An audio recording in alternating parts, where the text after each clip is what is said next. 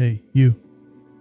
Welcome back to another AEW Dark review for episode 62 for November 17th, 2020. And this was a good episode. Definitely better than last week's episodes. And we kicked off Dark with a new look.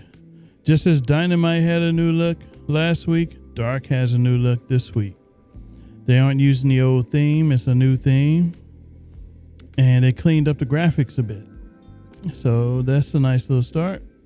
We kicked off with the first match. Bishop King, Sean Maluta, and Joey O'Reilly versus the Gun Club. And this match marked Colton Gunn of the Gun Club. This is his debut match. And he and Maluta starts out the match. They tie it up. Maluta ties up Colton a bit, but he returns the favor. Colton returns it to Maluta. Colton then gets a bit of offense in on Maluta, and this shows what he can do with a drop kick before he tagged out to Billy. Later in the match, Austin Gunn hits his quick draw finish for the win to O'Reilly. Decent match.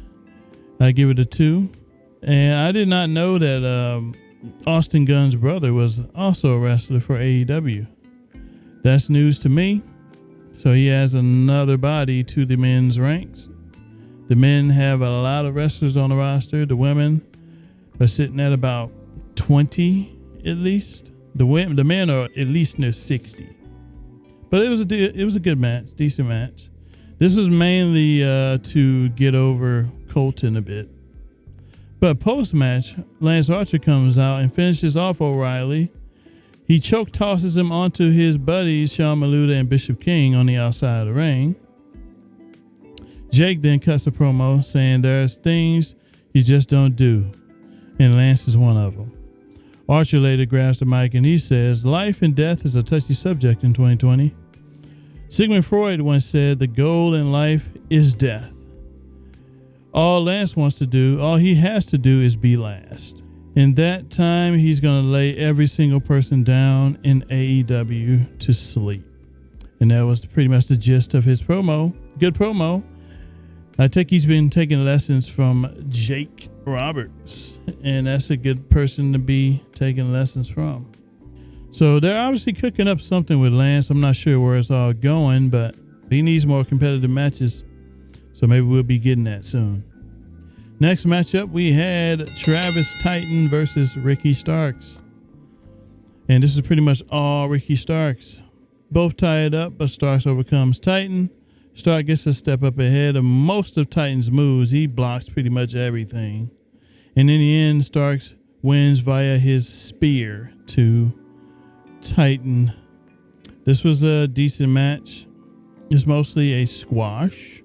So it gets a 2, definitely dark worthy. And Ricky Starks continues to ascend and pad his record. He needs more competitive matches. Next matchup, we had Joey Janela versus Marco Stunt.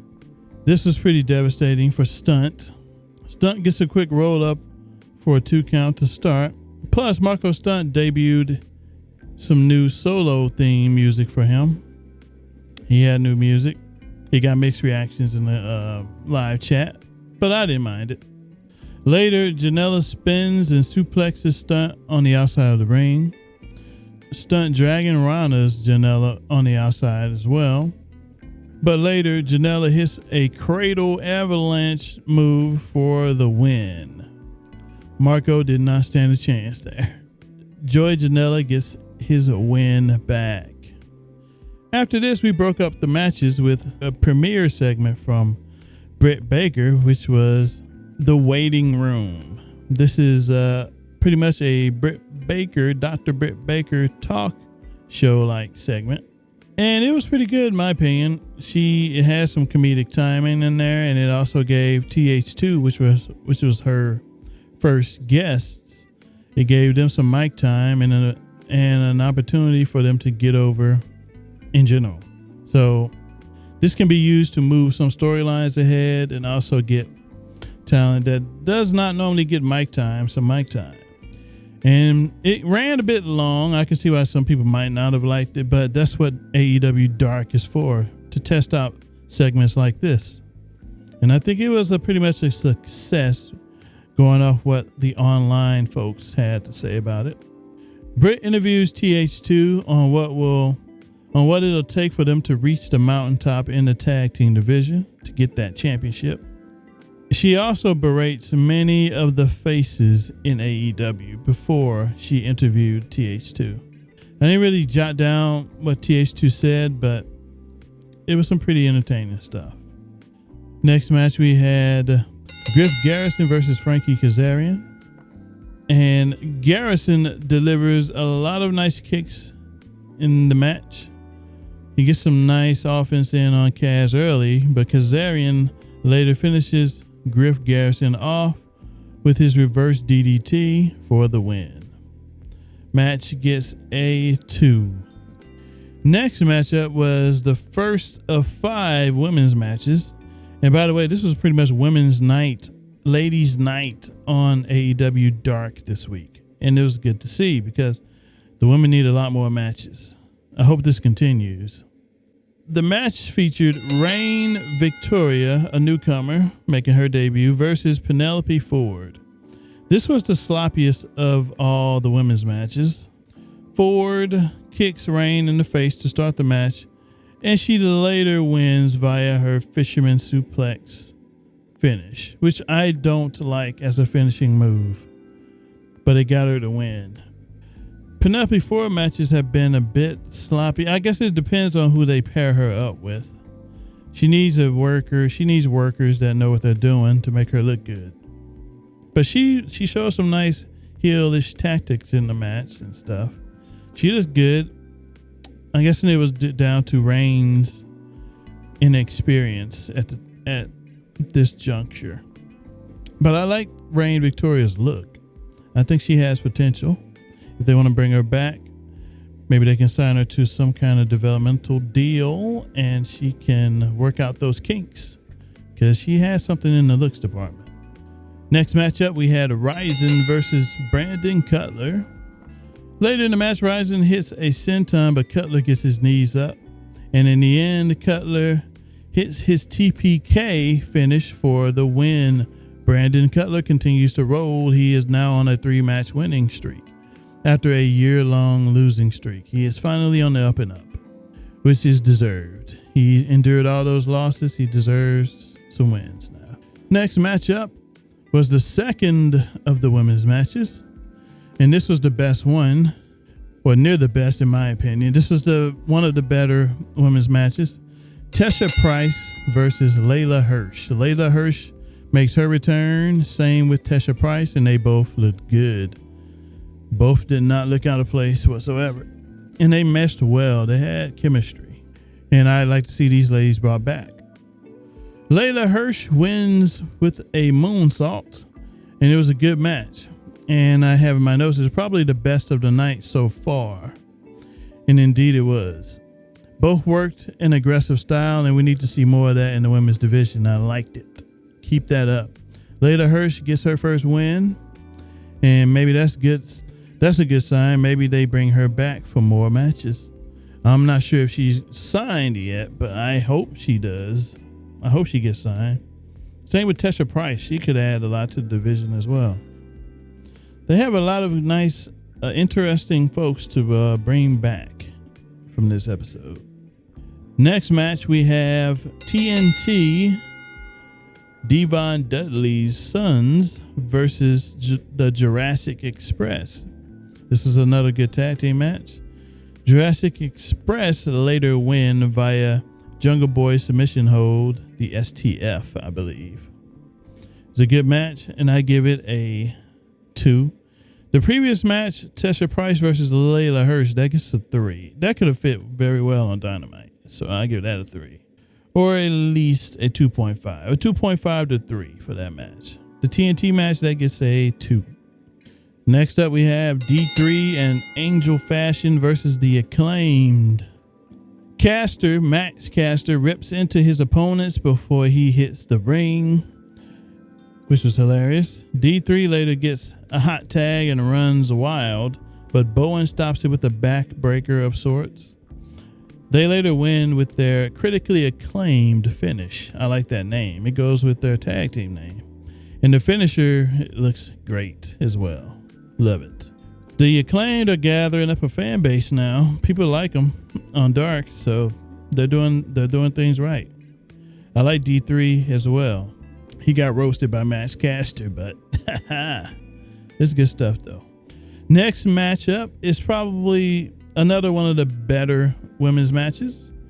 I would probably rank this as number 2, the number 2 match of the night. We have here Ivelisse versus Alex Gracia. Alex Gracia makes her return to Dark. This is her second appearance. Both start the match off aggressive.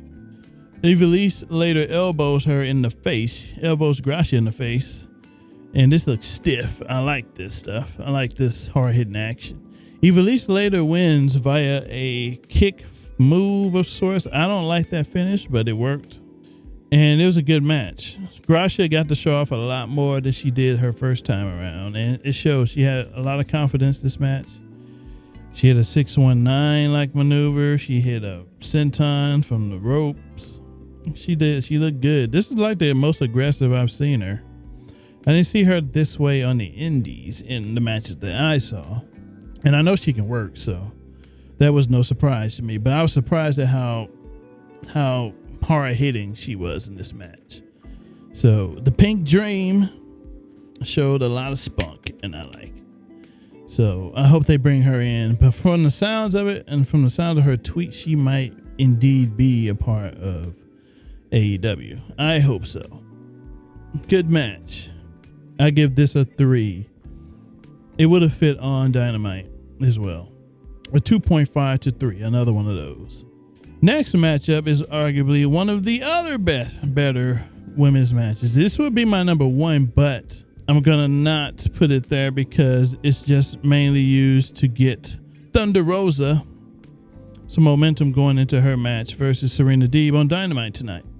And it featured Thunder Rosa versus Lindsay Snow, whom is the Bloodsport champion, the Bloodsport winner for this year. She went up against Layla Hirsch, I believe, about a few months back. And it was a good match. Lindsay Snow is a great worker as well. And this is a rematch from Mission Pro, Thunder Rosa's promotion. And we got to see it on Dark. And it was good. Both lock it up to start. Rosa gets the lead off, but Snow slows it down a bit via stomps to Rosa. Rosa later wins via a Thunder Driver, and she continues to roll on, as I said earlier, to face Serena Deeb for the NWA Women's Championship on Dynamite live tonight. This match gets a 3, definitely could have fit on Dynamite. All the women's matches pretty much hit tonight. I just have to say that. They were good. Next segment, we had Peter Avalon. He was in a limo of sorts that we were led to believe was a limo, but it was not. He offered someone some food. Then the car suddenly stops. The driver says he's the worst passenger he's ever had. And he said, "This is my car." And it happened to be an Uber driver of sorts. And he told Avalon to get out. And he did. And I don't know where this is leading, but it is a nice little change from the librarian gimmick he had going. So PPA all day. Let's keep them coming. Next matchup, we had Kylan King versus Big Swole. This was the last of the women's matches, the co-main event. I wouldn't have put this in the co-main event spot. I do like Kylan King. She's come a long way. I was hoping she'd get the win here, but of course she did not. But she looked good. And Swole, she was okay as well, but the finish really messed that up. Swole just needs a bit more work, and then I can get behind her a lot more. But a tie-up to start the match sends both outside the ring early. King bails on the Dirty Dancing finish that Swole broke out almost early in the match. Kylan King had that scouted. But later, Swole wins via a clover leaf that was not fully applied, so it was a bit of a botch there. But Kylan King tapped, and Big Swole takes the win there. And Kylan King's win streak is cut short, so she lost after she won about a few weeks ago. I wrote here that I preferred King, but Swole is the signed talent, so she got the win. Post-match, Darby's music plays, and he lays down the challenge for Starks to come meet him in the ring as he was gesturing for him to come on down. Starks then leaves the announce table and walks to the ramp, but he thinks twice before getting in the ring, and then Cage backs up Starks. But later, Cody comes from behind and hits Cage in the back with a steel chair. And that's pretty much it for that segment. Cody came out with the production headset on as well, so while he was doing his duties backstage, he felt compelled to help his buddy Darby out. So that moves their match forward on Dynamite tonight. Darby Allin and Cody Rhodes versus Ricky Starks and Brian Cage of Team Taz, which should be a good match, as they're hyping it to be. But after that, we moved on to the main event, which was Jack Evans of TH2 versus Christopher Daniels of SCU. Later in the match, Evans gets a corkscrew kick from the top rope to Daniels for a 2 count. Evans later hits a standing sky twister press for a 2 count. And he then later wins via a bridge pin, which was pretty nice. He showed off his flexibility. He got a win there, and he rolls on with that W for his team. Well, his singles record. And there you have it for AEW Dark, November 17th, 2020, episode 62. It was a good episode. I enjoyed it. It was almost 2 hours long, but the quality of matches made up for that. It was a good stuff. I thank you for listening / watching, and I hope you join me for the next review, which will be of Dynamite, which will be going up on Thursday. So stay tuned for that. Be sure to leave a like and subscribe if you like the content here. I upload weekly, so there will always be something going up on the channel. So stay tuned for that, and I will catch you next time with more reviews. Thanks for watching.